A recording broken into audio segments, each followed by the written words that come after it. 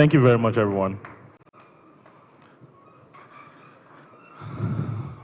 Okay. So while my slides are coming up, I should first of all thank Pastor Kwojo. Where's Pastor Kwojo, please? I want to thank Pastor Kwojo for organizing this.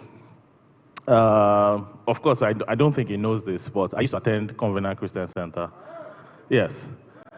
And in the early days when I was conceiving Moniepoint, I used to come to his service in Lagoon Restaurant. It's still in Lagoon Restaurant.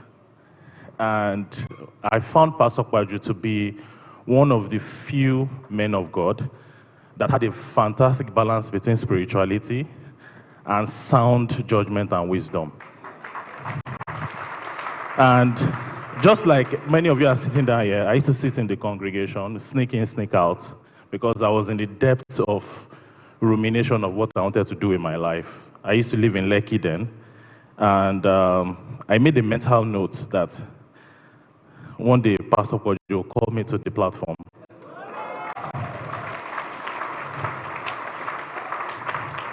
And so when John said it, I was like, I got it. So normally I don't even attend these events. So when he reached out, I just told my wife, I have blown. So thank you very much, Mr. Pastor Kwojo. You're a blessing to the generation. I would say many of your teachings those days formed many of the business mentalities I have today on how to run a big organization like Moniepoint has transformed. I am proud to say Moniepoint started from scratch when I and my co-founder Felix started in 2015, purely Nigerian. Everything we've done in Moniepoint today is purely Nigerian. I was born in Lagos, I grew up in Ibadan.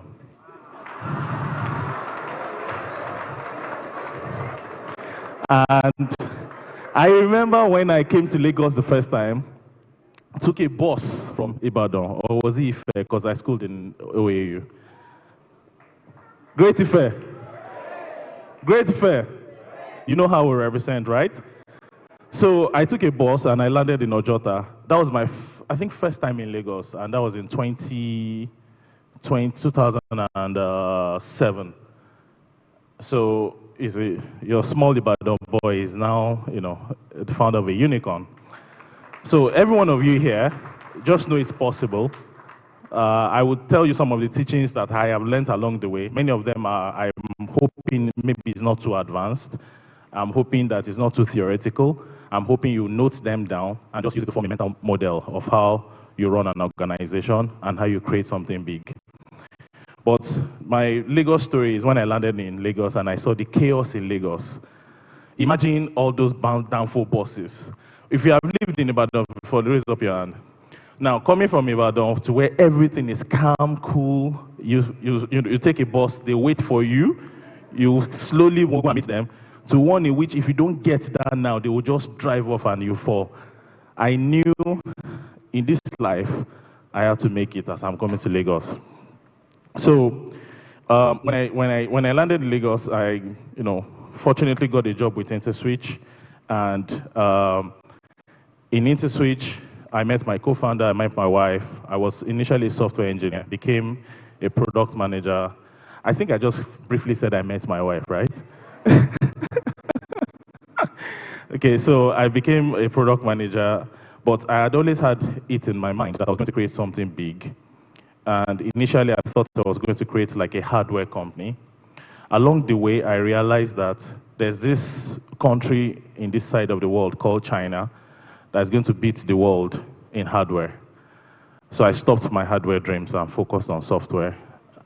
And that's why I joined InterSwitch, fortunately. And the reason why I joined InterSwitch is because I felt like I needed to stand on the shoulder of a giant for you to be able to see the state of the art and then launch from there. Unfortunately, InterSwitch taught me and my co-founders many of the things that we needed to learn to be able to proceed and ride from where InterSwitch had taken the industry to.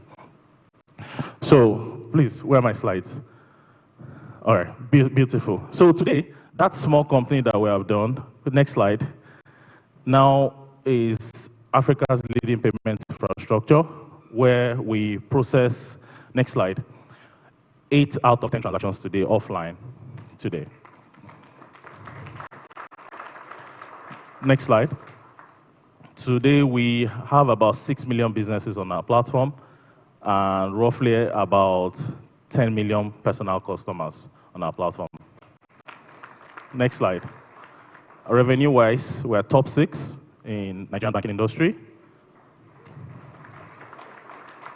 And we processed last year 14 billion transactions in count.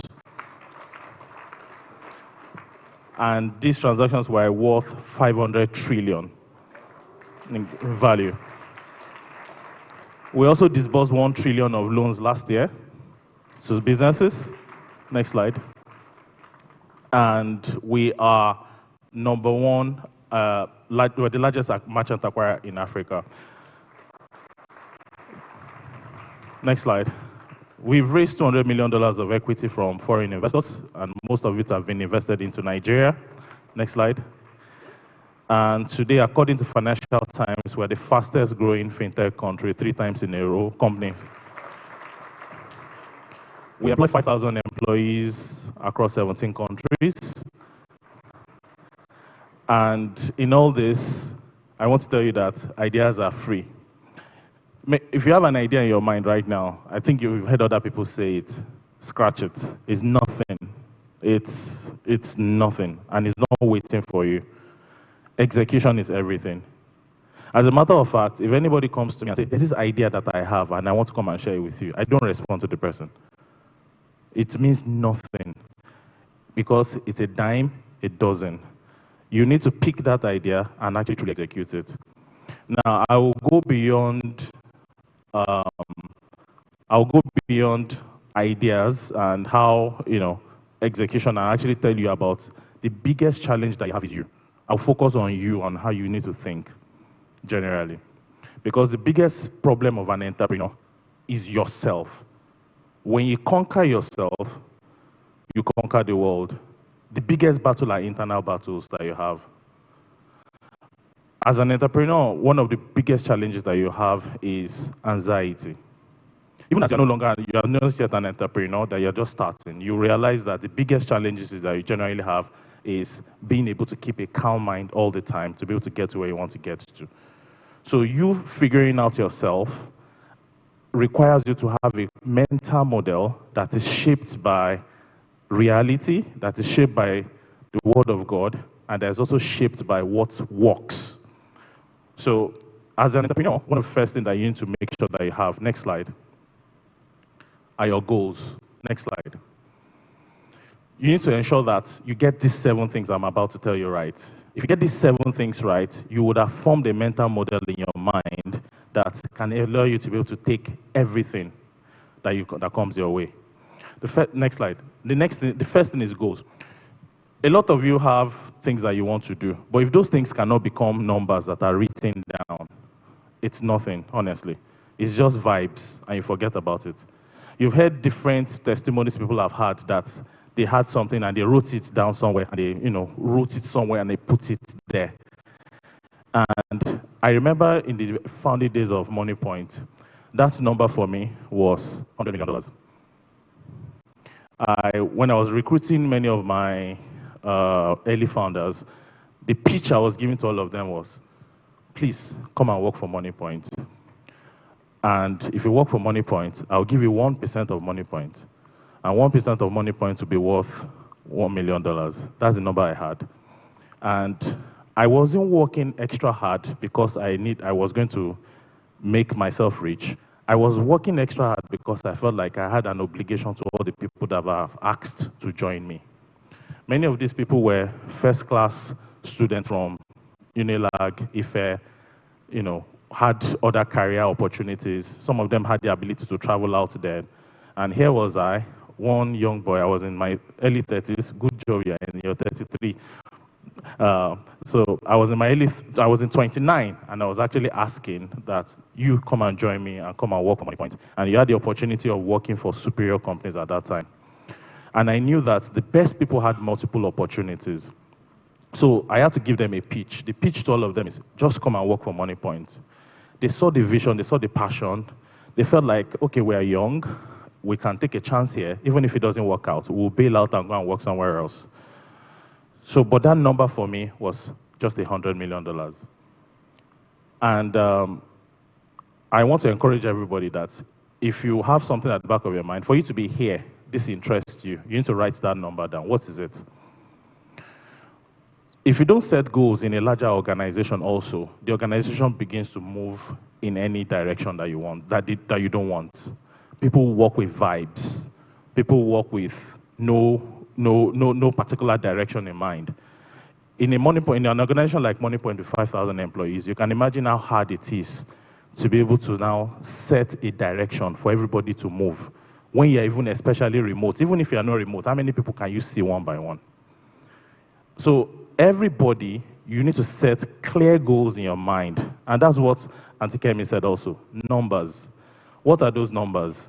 Your revenue goal, your market share goal, number of customers, gross profit, contribution margin, cash flow, profit before tax, profit after tax. If you don't do these numbers, go and know it. It's not advanced anything. You cannot set a business that is for profit and not have clarity of where you want to get to. So that's the first thing you need to set. You need to know, what does winning look like? If you don't have, it's just a dream if you don't set those numbers. Now, when you set the numbers, next slide, you now need to set out a structure. You see, one of the reasons why Moniepoint blew when we blew, as we blew, is a structure that we created. Is the structure that we created in distributing our products. We created a structure in which, just the same way elections are won. Who knows how elections are won? Numbers, right? Elections are won on which level? What's the lowest level? Ward. Ward level. What happens? Ward aggregates out to what level? Local government. Local government to state to, and then national. If you want to win an election, you essentially make sure that you win at each of different ward levels. So we decided that if we're going to spread across the whole of Nigeria, we need to make sure that we win at each ward level. And we created a structure that allowed us to be able to distribute our products from the ward level all the way down to the national level. And this structure is not about people, because one common mistake that I can see that leaders make is when you draw structures in your mind, you draw structures because you know that there's one particular smart guy or lady that you want to put in that place. That's not the way structure should be done. Structure should be done in service of the goals that you have. So these 7 things I'm listing actually is the way you should think about what you're building, but it's also the way you're going to test when things are going wrong. It's almost like all the time, if something is not growing right in your business, you can test it out that what is not going right. Almost all the time, it is going to be one or more of these 7 things. Did I set the right goals? Do I have the right structure is the next question. The structures must be such that if people want to work, if something needs to get done, you know who is responsible for getting that thing done. Even if you are going to allow 2 people to be responsible for that thing. Let me give you an example. A simple one will be, if salaries are to be paid, that's very straightforward. You need to have a goal of when salaries are to be paid. If you don't have a goal of when salaries are to be paid, if they pay it on the 1st or 3rd, it's not a problem. So it needs to be clear that salaries are to be paid on the 24th. Secondly, who pays the salary? The structure that allows the salary to be paid. Now, if you say that HR pays the salary, if HR say I want to pay salary and they don't have the money or the ability to press go into the bank account and press the salary payment, you still don't get those goals, right? So you need to ensure that the structure is such that whoever is responsible for that goal has everything in them to be able to achieve those goals. You create a structure that structure, whoever you have given that goal, they don't need to depend on too many people. You reduce the number of dependencies that they have to be able to get their things done. So that structure, it needs to be clear who owns what goals. The next one are people. You need to make sure that you have the right people in the right roles. Like I said, this mental model is a model that you can use to build, but also to diagnose. If anything is going wrong in your business, you can say, is it goals? Okay, I've set goals, they are clear, everybody knows what they're supposed to do. We're supposed to make 10 sales this month, 20 sales this month. Is it structure? It is clear who is supposed to do the go and make those sales, because I have 4 salespeople. Each of those people know their number. Those 4 salespeople work with an operational manager that's supposed to deliver it. The third one is, do I have the right people? You know, it hits me to the bone when Auntie Kemi also mentioned that even Alhaji Dangote was saying that Nigeria, we have, if you go to Moniepoint career websites, which you can go and apply if you want to, we have probably maybe 500 vacancies or so. And we are struggling to find people to fill those roles. We did not make an attempt to start hiring from Nigeria. As a matter of fact, in 2024, we made a decision that we will no longer hire from any other place than Nigeria. And we chopped the cane in 2025. We chopped the cane in 2025. Not only could we not find people at the quality and the quantity we needed them, the few people that we found were not up to the global standards of quality that we needed. And we're competing globally. You're not competing with just local players. You people know my biggest competition. You know where they are from. They are from China. I'm competing globally. I need to make sure that I have world-class people working on the organization. And here I am, looking for Nigerians that cannot meet the requirements that we need to meet to be able to compete and build world-class products. I blame quite a bit of things. I blame our education system. I used to feel like Nigerians are really, really bright, and I am honestly beginning to feel like we need to do something to prevent the general IQ of this country from going lower. I am really, really worried. I used to feel like intelligence is equally distributed around the world. But I am realizing now that environment shapes a lot of things. I am realizing that the social media that we are consuming all the time, I am realizing now that the values that are shaping our systems now, the hookup culture, the Yahoo culture, the let me just do cool things because that's what matters culture, the level that people are reasoning in this country is not as high as it used to be. And this is coming from me, that I am a die-hard Nigerian that want Nigerians to grow. We need to do something about it. And my suggestion is we need to create people like John, Auntie Kemi, what Pastor Poju is doing. Because I feel like this is a role model problem. This is the problem that the person that they see around them is that local boy that has collected $30,000. And they want to be like him. In the grand scheme of what you can create in a 200 million population, there are many other alternatives to becoming a big boy Yahoo boy. There are many alternatives to becoming a hookup babe that is showing how she is traveling to Dubai. And everybody wants to be like her. And that's why I'm hoping that you all subscribe to Auntie Kemi's in Dani City and see stories of entrepreneurs and actually be motivated. And every one of you here should also create great things. We create an environment. Nigeria has what it takes. We are driven people. We are motivated people. We are hardworking people. I was in the airport last week. I was in Nigeria last week. And British Airways delayed their flight. So we're supposed to take off around 10:30, and I was still in the airport around, I think, 1 a.m. or 2 a.m. And I picked the phone, and I texted my main driver. He didn't respond because he was asleep. I called our second driver, and the driver said, I am coming, sir, now, 2 a.m. If you guys do, this is not normal behavior in the rest of the world, just so you know, because I live in the UK. In the UK has labor laws. And in those labor laws world, they will not respond to you, even if you are paying their salary. And it's not just the UK. Most of the side of the world, we have this level of grit naturally inside all of us, that if we just need to harness it in the right direction, what we will create in this country. When you want to compare Nigeria and the rest of the world, think of Nigeria as having an American mindset. It's a hard-driving, gritty, I want to succeed in life mindset compared to the rest of Africa. I sometimes see, if I want to compare, I would say maybe Kenyans are like Europeans, Nigerians are like the Americans. So we have it in us.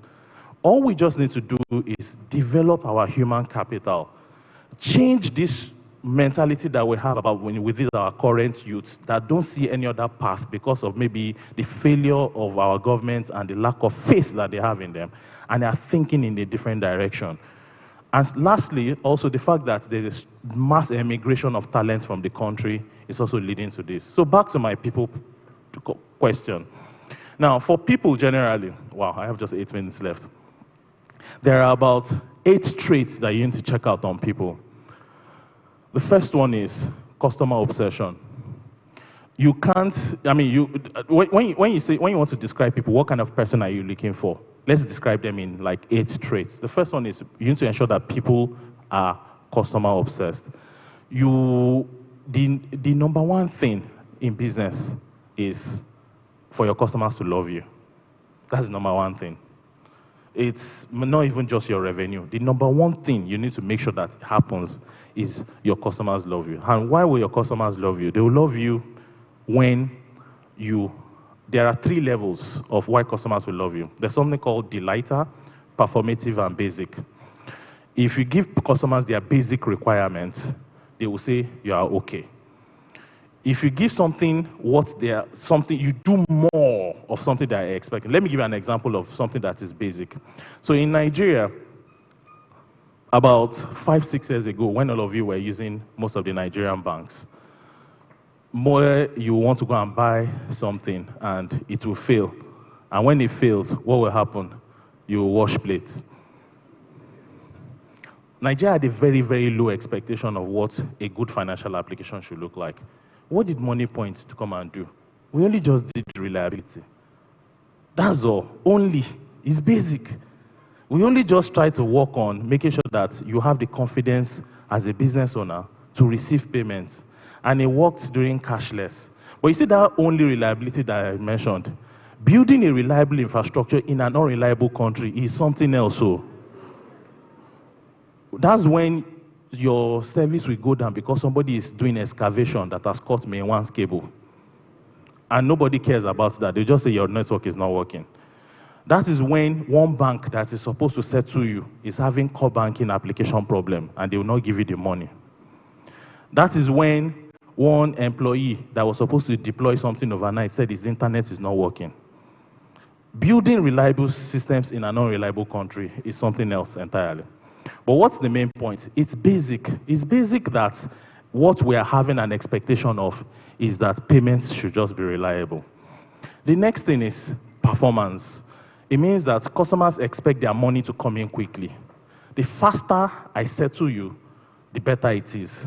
If somebody will give you their money after, normally banks will typically give money back to their merchants. Who is a merchant here? Who uses POS? Okay. Normally banks will give merchants their money back after the next day, many years back. What we did is, some people were doing every hour. What we just did is instant. The faster you give money to the customers, the happier they are. And the last one are delighters. Delighters are things that customers are not expecting. You just do it. They were not expecting it.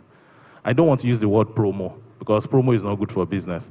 But an example is you're about to do transaction to a bank and we warn you that this bank is down. Don't send that money now because if you send the money now, the money might hang. People will enjoy like that, wow, this is good. I wasn't expecting it. Now, the thing about customers is that customers are never satisfied. You see that delighter will now become basic in the next couple of months. It's now the expectation of everybody. And that is why service providers or businesses, you cannot stop. You will continually be improving it and improving it and improving it such that your customers will consistently be seeing you as somebody that is delighting them. So you need to make sure that you have people that are customer obsessed, because that's the number one thing. When customers love you, the money will follow. If customers cannot differentiate you in the midst of everybody, you are doing a business that's undifferentiated, you have another challenge there also. Because there's no way customers will love you when all of you are the same. So that's the first trait. The second trait, I will need to rush. Wow, okay. The second trait is craft. You hired somebody to do something, they must be good at it. They must be good at it. The next trait is ability to systemize. In bigger organizations, you cannot create processes in which people will just rely on memory. Human memory is very frail. Who agrees with me here that if you create a process and you say that people, this is how we do things, if you come back in 2 weeks' time, they don't follow it again? Systems need to be created. Those systems in the day of IT are automated systems. The next one is ownership. You need to ensure that you have people that have ownership. They are not people that are just coming to come and collect salary for nothing. Next one is you need to make sure that people move urgently. There are people that are urgent. These are traits that you need to expect of people. Next slide. The next one are no ego, candor, and integrity. You want to ensure that people are, Nigeria is a very bossy culture, and I think this is also another one of our biggest problems. Nigeria has a culture where we are very hierarchical, and in the hierarchical, we have an expectation that people should be self-servient to their bosses. The problem in business is that it prevents flow of information, and it creates politics. How many of you works in an organization where there's politics? Too many people are not raising their hand. Politics is caused by the fact that your boss is not a meritocratic boss. Politics is caused by the fact that there are other personal reasons why people are loved. Maybe because the boss is related to this person, or the boss are friends, or they are from the same town. That's the way politics is caused. If you want to create an organization that can actually scale, politics should not be inside of it. You need to create one that is meritocratic. So I will quickly rush through the people point. Next slide. Now, let me talk about motivating people since we're still on the people point. Who can list all the points I've made so far? What's the first one? No. The primitives themselves. Goals. What? People. And under people, what are the judgment traits you need to have of them? Crafts. Thank you very much. Thank you. Thank you very much. Now, all these are the traits that you expect of them, but what do they expect of you? There are 4 M's that I think about for motivation of people generally. If you want to make sure that people are motivated to work for you, the first thing is that they need to have meaning. Why are we doing this thing? The reason why meaning is important is because in life, people have something they call different names. One of it is destiny. One of it is vision, the plan I have for my life. Everybody has a mental model of how they want their life to go. They need to know where this company is going and how it fits into them. If somebody cannot see themselves working for you and how it fits into their plan for their lives, they are just going to be passing through you. They are just using you temporarily. So ensuring that your job can give people meaning. And most times, meaning are related to things in which people can make impact in other people's lives. One of the reasons why people love working for Moniepoint today is because it's meaningful. The work you are doing every day, you can see it, how it's helping businesses make money, how it's growing businesses. You need to create one for yourself. Obviously, if you're working for Covenant Christian Center, you see the meaning of your job every day. If you are working for Mr. John's company, you see the impacts that it's having on people's lives every day. You need to create this meaning in the minds of people, and that's why they will love working for you. Next slide. The next reason is mastery. Nobody wants to stay on one point. Everybody wants to get better. So you need to ensure that you create an environment where people are challenged Who has noticed that if they are challenged in a particular job, even if the money is not very high, they know how to, you love that job. The next slide is membership. People want to work for an organization that they recognize them internally and they are recognized outside. Everybody wants to be part of a tribe. I work for GT Bank. I work for Moniepoint. Next slide is, I know everybody has been waiting for this, money. So if you provide these 4 M's, funny enough, money is not the highest. Funny enough, when you hit a certain level of money, that people's basic needs are met, money is no longer the highest. People will work for you when they are challenged and the job is meaningful, and somebody else will offer them a higher salary and they will not take it. Next slide, please. My time is up, so I need to move. The next thing is you need to make sure that these people are incentivized. You need to make sure that you've set the goals, there's a structure, you've brought the right people, give them the right incentives. And incentives are essentially things like, there are performance-based commissions, rewards, public recognitions, things that even if you are not around, people are thinking about you to ensure that they continue working. Next slide. Context. So a lot of times when things are not working well, sometimes bosses will feel like this person is bad. Sometimes the person is not bad. Sometimes it's your own problem. Sometimes you have not given people information that they need to be able to make the right decisions and do the right job. How many of you have actually sometimes not done the right thing because they did not tell you the way it's supposed to work and they are now blaming you for it? If bosses are fond of it, we bosses are fond of it because we have the authority and the power. But sometimes it's not the employee's fault. So you also need to have the humility to know that I need to provide context for people. Next slide. Systems. You need to ensure that it is not, because humans' memory is not trustworthy. You need to ensure that people have systems in which even if they're about to make mistakes, it aligns them. And it encodes good judgment in an organization. Next slide is governance. This is the last slide for what you need, the 7 things that you need to do to build a great company. 1 is set the right goals. 2, internally, this is internal. I'm not talking about the idea itself. I'm not talking about product market fit, competition. I'm not talking about those ones. I'm saying your own mental model of how to create a great organization inside myself. First one is what? Goals. 2nd, structure. 3rd, people. 4th,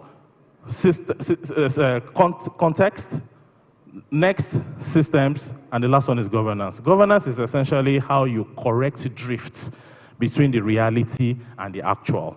This is how you make sure that are we doing the right things? Is what you call MPRs, QBRs, performance reviews. This is how you make sure that things are going the right way. And when things are not going the right way, what do?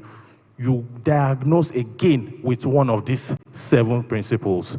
If things are not going right, it's either the goals are wrong, people have a problem, structure has a problem, or whichever one. Next slide. All right, so now an important point about this is that this judgment, as you want to use it, you can use it to judge yourself, but it's also what your boss can use to judge you. And it's also what you can use to judge people under you.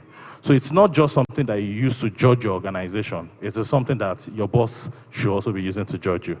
Next slide. All right. So, like I said, it's diagnostic. Anybody that is a manager here, I advise you to use it in your mind. If anything is not going, if it's going wrong, what is wrong? Next slide. All right. Thank you very much, everybody. I'm hoping these 7 points we can all use as a mental model for us to run our organization. If you use it, I promise you, you should be on your path to creating another unicorn. Thank you very much. Wow, a round of applause. Thank you, sir.